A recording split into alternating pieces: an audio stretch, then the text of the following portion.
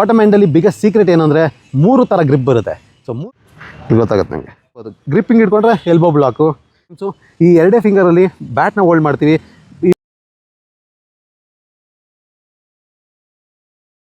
Welcome back. National TV presents cricket secret 100 days 101 cricket technique.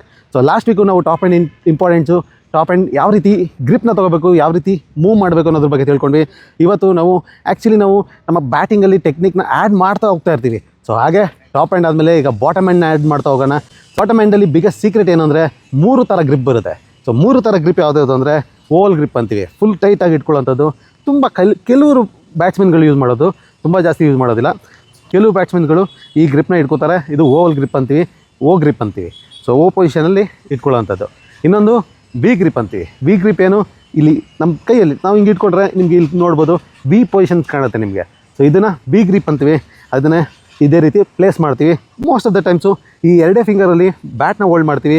ಈ 3 fingers ಸ್ವಲ್ಪ supporting ಇರುತ್ತೆ ಅಷ್ಟೇ. ಓವಲ್ ಹ್ಯಾಂಡ್ಲ್ ಥರ ಓವಲ್ ಗ್ರಿಪ್ ಥರ ಫುಲ್ ಕಂಪ್ಲೀಟಾಗಿ ಇಟ್ಕೊಳ್ಳೋದಿಲ್ಲ.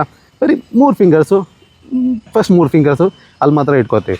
ಇನ್ನೊಂದು ಗ್ರಿಪ್ಪು ಪೆನ್ ಗ್ರಿಪ್ಪು ಅಥವಾ ಪಿಂಚ್ ಗ್ರಿಪ್ ಅಂತೀವಿ. ಅಂದರೆ ಪೆನ್ ಹೇಗೆ ಇಟ್ಕೋತೀವೋ ಅದೇ ರೀತಿ ಪೆನ್ ಇಟ್ಕೊಳ್ಳೋ ಥರನೇ ಬ್ಯಾಟ್ನ ಇಟ್ಕೋತಾರೆ. ಸೊ ಅದು ಪೆನ್ ಗ್ರಿಪ್ಪು ಅಥವಾ ಪಿಂಚ್ ಗ್ರಿಪ್ ಅಂತಾರೆ. ಇದು ಕೂಡ ತುಂಬ ಕಮ್ಮಿ ಬ್ಯಾಟ್ಸ್ಮನ್ ಯೂಸ್ ಮಾಡೋವಂಥದ್ದು. Especially test cricketers, known for test cricketers ಜಾಸ್ತಿ ಯೂಸ್ ಮಾಡ್ತಾರೆ. ಸೊ ಅದೇ ಪೆನ್ ಥರನೇ ಲೈಟಾಗಿ ಇಟ್ಕೋತಾರೆ. ಫುಲ್ ಟಾಪ್ ಆ್ಯಂಡ್ ಡಾಮಿನೇಷನ್ನೇ ಇರುತ್ತೆ. ಸೊ ಇದನ್ನು ಓವಲ್ ಗ್ರಿಪ್ ಇಟ್ಕೊಳ್ಳೋದು ಏನಂದರೆ ಆ್ಯಮರ್ ಇಟ್ಕೊಳ್ಳೋಂಗೆ ಇಟ್ಕೋಬೇಕು, ಫುಲ್ ಟೈಟಾಗಿರುತ್ತೆ. ಸೊ ಯೂಶ್ವಲಿ ತುಂಬ ರಿಸ್ಟಲ್ಲಿ ಮೊಬಿಲಿಟಿ ಇರೋರು, ಕರೆಕ್ಟಾಗಿ ಯೂಸ್ ಮಾಡೋಕ್ಕೆ ಬರೋರು, ಇವರು ಓವಲ್ನೇ ಇಟ್ಕೊಂಡು ಪವರ್ಫುಲ್ ಶಾಟ್ಸ್ನ ಆಡ್ತಾರೆ. ರಿಸ್ಟ್ನ ಹೇಗೆ ಯೂಸ್ ಮಾಡ್ಕೋತಾರೆ ಅನ್ನೋದೇ end of the day matter ಆಗುತ್ತೆ ಅಂತಲ್ಲಿ. ಸೊ ಅದು ಓ ಗ್ರಿಪ್ಪು. ಈಗ ಕಂಪ್ಲೀಟಾಗಿ ಆ್ಯಮರ್ ಇಟ್ಕೋತಾರೆ. ಸೊ ಇನ್ನು ವಿ ಗ್ರಿಪ್ಪು ಸೊ ವಿ ಥರ ಇಲ್ಲಿ ಪ್ಲೇಸ್ ಮಾಡಿ ಈಗ ಇಟ್ಕೋತಾರೆ. ಸೊ ಪೆನ್ ಗ್ರಿಪ್ಪಲ್ಲೂ ಅಷ್ಟೇ, ಪೆನ್ ಗ್ರಿಪ್ಪಲ್ಲಿ ಹಿಂಗೆ. ಸೊ ಇಲ್ಲಿ ತುಂಬ ಕೀಯಾಗಿ ನಾವು ತಿಳ್ಕೊಬೇಕಾಗಿರೋದಂದರೆ ಓವಲ್ ಗ್ರಿಪ್ ಆಗಲಿ, ವಿ ಗ್ರಿಪ್ ಆಗಲಿ ಅಥವಾ ಇಂಚ್ ಗ್ರಿಪ್ ಆಗಲಿ, ನಮಗೆ ಬ್ಯಾಟ್ ಏನಿದೆ ಇಲ್ಲಿ ಟ್ರಾವೆಲ್ ಮಾಡಬೇಕಾಗತ್ತೆ. ಇಲ್ಲಿ ಗ್ಯಾಪ್ನ ನಾವು ಕೊಡಬೇಕಾಗತ್ತೆ. ಇಲ್ಲಿ ಮೂವ್ ಮಾಡೋದಕ್ಕೆ ಓ ಗ್ರಿಪ್ಪಲ್ಲೂ ಅಷ್ಟೇ ಇಲ್ಲಿ ಮೂವ್ ಮಾಡೋದಕ್ಕೆ ನೀವು ಚಾನ್ಸ್ನ ಕೊಡಬೇಕಾಗತ್ತೆ. ಇಲ್ಲಿ ಹೋಗ್ಬೇಕಾಗತ್ತೆ. ತುಂಬ ಕಾಮನಾಗಿ ಮಿಸ್ಟೇಕ್ ಆಗೋದಂತೂ ಹಿಂಗೆ ಇಟ್ಕೋತಾರೆ, ಬ್ಯಾಟ್ ಹಿಂಗೆ ಇಟ್ಕೋತಾರೆ.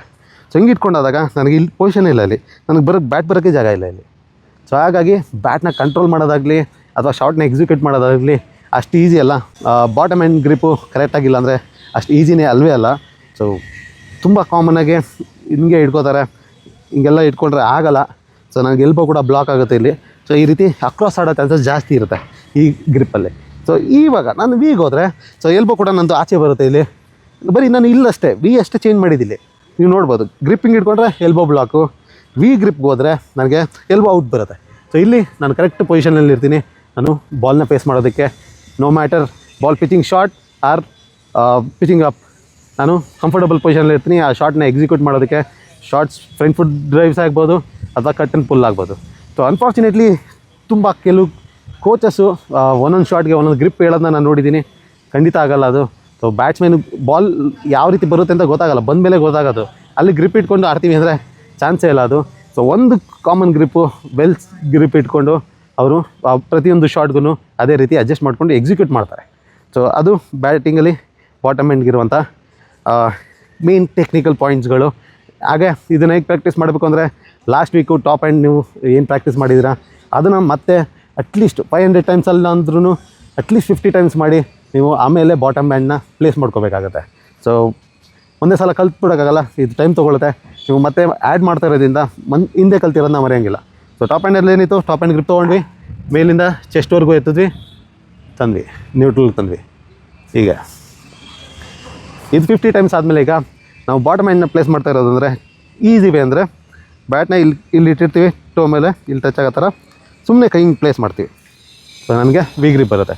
ಸೊ ಓಲ್ಡ್ ಸ್ಕೂಲ್ ಮೆಥಡ್ ನೀವು ತೊಗೊಳ್ಳೋದಾದರೆ ಬ್ಯಾಟಿಂಗ್ ಪ್ಲೇಸ್ಡ್ ಆಗಿರುತ್ತೆ, ಹಿಂಗೆ ಸುಮ್ಮನೆ ಹಿಂಗೆ ಇಟ್ಕೊಂಡ್ರೆ ವಿ ಗ್ರಿಪ್ ಸಿಗುತ್ತೆ. ಸೊ ಇದು ಓಲ್ಡ್ ಸ್ಕೂಲು. ಸೊ ಇವಾಗಲೂ ನೀವು ಅದು ಮಾಡಬಹುದು, ತೊಂದರೆ ಇಲ್ಲ. ಹಿಂಗೆ ಇಟ್ಕೊ, ಇಲ್ಲಿಂದ ಸುಮ್ಮನೆ ಹಿಂಗೆ ಎತ್ಕೊಂಡ್ರೂ ಬರುತ್ತೆ. ಬಟ್ ಇದು ಸ್ವಲ್ಪ ಯೂಸ್ ಟು ಇಟ್ ಆಗೋವರೆಗೂ, ಪ್ರಾಕ್ಟೀಸ್ ಆಗೋವರೆಗೂ ನಾವು ನೋಡಿಬಿಟ್ಟೇ ಮಾಡಬೇಕಾಗತ್ತೆ. ಅದಾದಮೇಲೆ ಏನು ಯೋಚನೆ ಬೇಡೋಕ್ಕಾಗಿಲ್ಲ, ನಾವು ಬೇಡ ಅಂದ್ರೂ ಇದೇ ಗ್ರಿಪ್ ಬರುತ್ತೆ. ಸೊ ಅದು ಒನ್ಸ್ ನಾವು ಯೂಸ್ ಟು ಇಟ್ ಆದಮೇಲೆ ಸೊ ಪ್ರಾಕ್ಟೀಸ್ ಮಾಡೋದು, ಎದ್ಕೋಬೇಕು ಬಾಟಮ್ ಎಂಡಲ್ಲಿ, ಇಲ್ಲಿ ನಮ್ಗೆ ಈ ಗ್ಯಾಪಲ್ಲಿ ಹೋಗ್ಬೇಕು. ನೋಡ್ಬೋದು ನಾನು ಫ್ಲಿಕ್ ಆಫ್ ದ ರಿಸ್ಟಿಂದ ಬರೀ ಎಸಿತಾ ಇದ್ದೀನಿ. ನನಗೆ ಈ ಗ್ಯಾಪಲ್ಲಿ ಬರೋದು ಇಂಪಾರ್ಟೆಂಟ್ ಇದೆ, ಇಲ್ಲಿ ತುಂಬ ಇಂಪಾರ್ಟೆಂಟ್ ಇದೆ. ಸೊ ಈಗ ಹೇಗೆ ವರ್ಕ್ ಆಗುತ್ತೆ ನೋಡ್ಕೊಳ್ಳಿ. ನಾನು ಟಾಪ್ ಹ್ಯಾಂಡಿಂದ ಎದ್ದಾಗ ಇಲ್ಲಿ ನೋಡ್ಬೋದು ನೀವು. ಸೊ ಈ ಗ್ಯಾಪಲ್ಲಿ ಹೋಗಿದೆ, ನಾನಿನ್ನು ಬಾಟಮ್ ಹ್ಯಾಂಡಿಂದ ಎತ್ತಿಲ್ಲ, ಬರೀ ಸಪೋರ್ಟ್ಗಿದೆ ಅಷ್ಟೇ. ನೀನು ಟಾಪ್ ಹ್ಯಾಂಡಿಂದ ಎದ್ದೆ ಮೇಲೆ ಇಲ್ಲಿ ನೋಡ್ಬೋದು, ಈಗ ಗೊತ್ತಾಗುತ್ತೆ ನನಗೆ ಈ ಗ್ಯಾಪಲ್ಲಿ ಬರಬೇಕು. ಹಿಂಗೇನಾರು ಇತ್ತು ಅಂದರೆ ನಂಗೆ ಬರೋಲ್ಲ. ಇಲ್ಲಿ ಎಲ್ಬೋ ಹೋಯ್ತು ಒಳಗಡೆ ಹೋದರೆ ನಾನು ಸ್ಟ್ರೈಟ್ ಬ್ಯಾಟ್ ತರೋಕ್ಕೆ ಹಾಕಲ್ಲ. ಸರಿ, ಮತ್ತು ಇಡೀ ಟಾಪ್ ಆ್ಯಂಡ್ ಗ್ರಿಪ್ ಇಟ್ಕೊಂಡಿರಿ ಫಸ್ಟೇ, ಬೇಕಾದ್ರೆ ಪ್ಲೇಸ್ ಮಾಡಿ ಎತ್ತಿ ಈ ಗ್ಯಾಪ್. ಟಾಪ್ ಆ್ಯಂಡ್ ಮೊದಲೇ ಇಟ್ಕೊಂಡಿದ್ದೀನಿ, ನನಗೆ ಗೊತ್ತು. ಲಾಸ್ಟ್ ವೀಕ್ ಪ್ರಾಕ್ಟೀಸ್ ಮಾಡಿದ್ರೆ ನನಗೆ ಗೊತ್ತಿರೋದು ಹೇಗೆ ಇಟ್ಕೊತೀನಿ ಅಂತ ಇಟ್ಕೊಂಡಿದ್ದೀನಿ. Place up gap.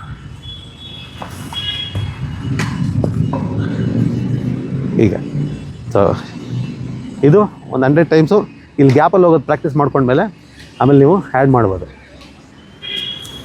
ಈಗ ಸೊ ಗುಡ್ ಲಕ್, ಚೆನ್ನಾಗಿ ಪ್ರಾಕ್ಟೀಸ್ ಮಾಡಿ. ಬ್ಯಾಟಿಂಗಲ್ಲಿ ಟೆಕ್ನಿಕ್ನ ಆ್ಯಡ್ ಮಾಡ್ತಾ ಹೋಗ್ತಾಯಿದ್ವಿ. ಸೊ ಇದು ತುಂಬ ಇಂಪಾರ್ಟೆಂಟ್ ಆಗುತ್ತೆ. ತುಂಬ ಚಿಕ್ಕ ವಿಷಯಗಳು ಕೂಡ ತುಂಬ ಮ್ಯಾಟ್ರ್ ಆಗುತ್ತೆ ಒಂದು ಶಾಟ್ನ ಎಕ್ಸಿಕ್ಯೂಟ್ ಮಾಡಬೇಕು ಅಂದರೆ, ಅಥವಾ ಬ್ಯಾಟಿಂಗ್ನ ತುಂಬ ಈಸಿಯಾಗಿ ಆಡಬೇಕು ಅಂದರೆ. All the best, keep practising, see you next weak.